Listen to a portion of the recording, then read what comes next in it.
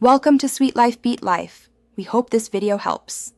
In this video, I will explain how to use Google for WooCommerce. First, you'll need to set up your Google Merchant Center account. This is the central hub for your product data. Begin by creating an account, then verify and claim your website to prove ownership. Finally, link your Google Ads account.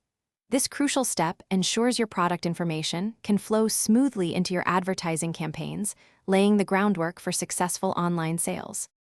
Next, focus on creating an optimized product data feed from your WooCommerce store.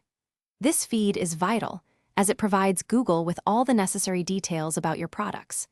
Make sure to include essential attributes such as global trade item numbers, manufacturer part numbers, and brand information.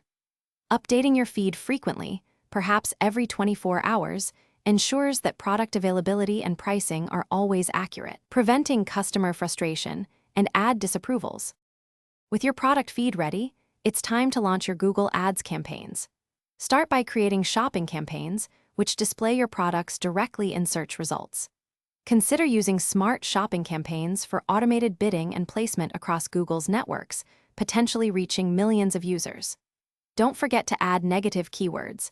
This helps prevent your ads from showing for irrelevant searches, saving you money and improving your return on ad spend.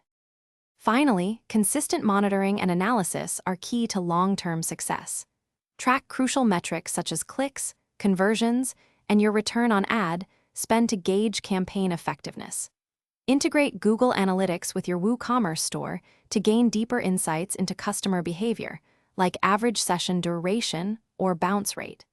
Regularly review this data to identify opportunities for optimization, ensuring your Google for WooCommerce strategy remains efficient and drives maximum sales.